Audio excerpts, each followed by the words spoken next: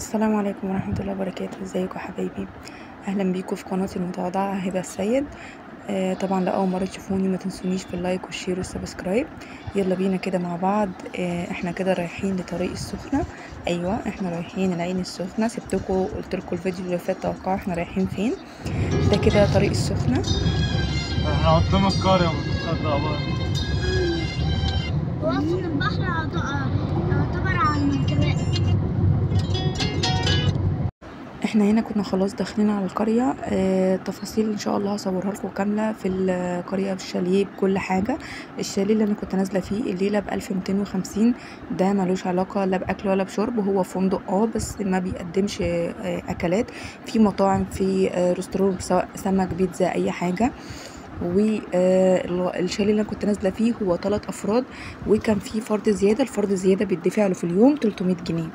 بس هو الميزه فيه ان الجيش هو اللي ماسك القريه، بجد امان جدا. دلوقتي بقى تعالوا مع بعض نشوف الشاليه عامل ازاي. اطلع يا بابا.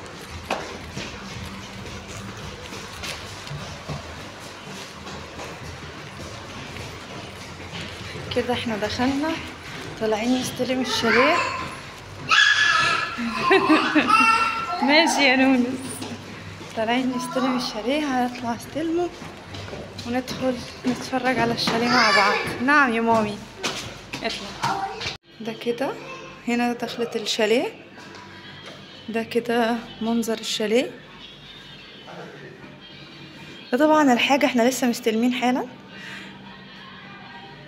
بس هما وضبوا عن السنة اللي فاتت. اللي شاف الفيديو بتاعنا بتاع السنة اللي فاتت هيعرف ان هما وضبوا الشاليه. باي يا رورو. ده كده السفرة، وبنستلم الميكرويف ده، ودي التلاجة. هي صغننة بس على قد الكام يوم اللي انت هتبقي قاعداهم، وبتبقي مستلمة الحاجة دي كده. ومعاه الكتل ومعالق والسكاكين. وده الحمام.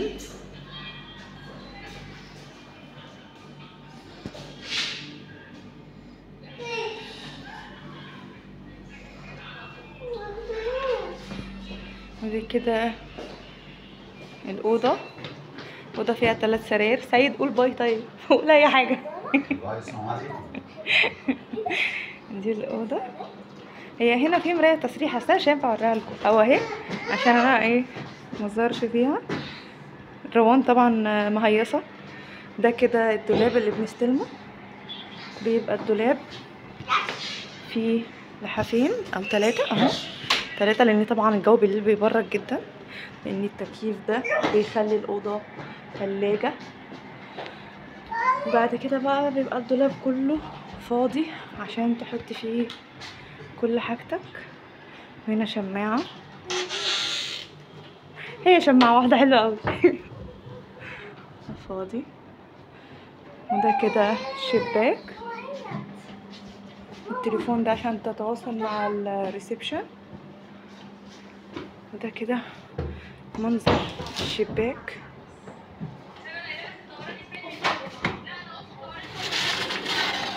ده كده المنظر. احنا قدام البوابة.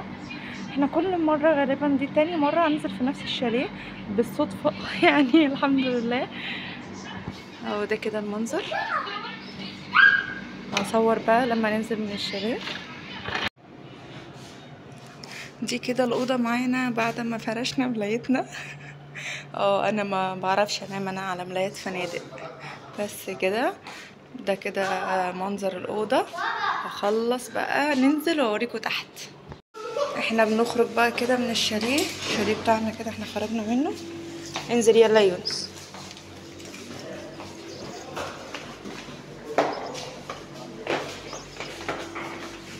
كده احنا بننزل. احنا اول دور، يعني الحمد لله ده احسن حاجة ان احنا بنبقى اول دور اصلا. فبننزل كده على طول. الموضوع ان هو اول دور احلى حاجة في الاطفال، ان بيبقى الموضوع سهل عليهم لو عايزوا حاجة من الشاليه فوق وكده. طبعا ما بيطلعوش لوحدهم، بس على الاقل بيبقى معاهم حد من اخواتهم ببقى مطمنة يعني. ده كده داخلين على الريسبشن، ومن الريسبشن هنطلع على البول. ده كده منظر الريسبشن.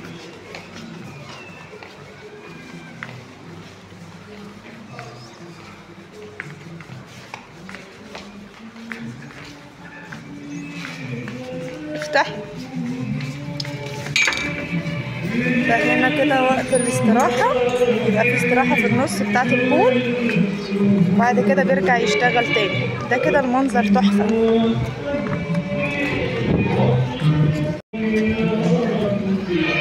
ده كده منظر البول. بعد كده بنروح على البحر.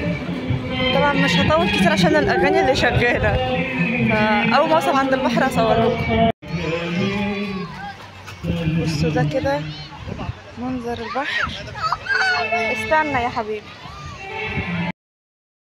انا هنا شلت الصوت لان في اغاني، وطبعا انتوا عارفين حقوق الطبع والنشر. حابه اقول لكم بقى مشكله الشاليه اللي انا فيه هما حاجتين. اولا انه مفيش بوتاجاز، ثانيا انه مفيش غساله.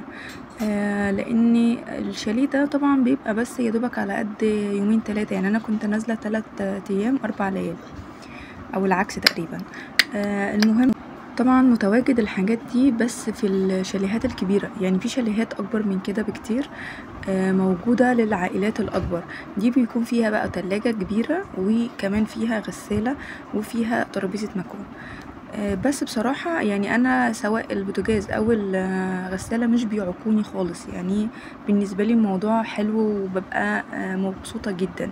ده كده بيبقى منظر البول. ومنظر اليوم ده بس كان زحمة لانه كان يوم الخميس تقريبا، او يوم، لا ده اول يوم رحنا فيه كان يوم الاربع، فكان الدنيا فيه زحمة شوية.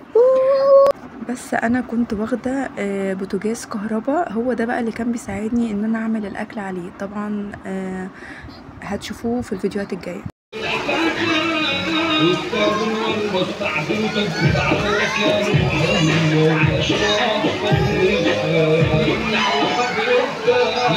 تعالوا بقى، ده كده وقت الروقان، وقت الفصلان كده. خلاص كل بتوع الديوز كلهم مشيوا، وده كده وقت المغربية. هفرجكوا على الدنيا وهي رايقة بقى. بصوا كده. ده طبعا المد والجزر انتوا عارفينه اكيد. يعني بصوا هي ماشية في قلب المية. بصوا، استنى اقرب لكم الصورة اكتر عشان تشوفوها. بصوا هما ماشيين في قلب المية ازاي.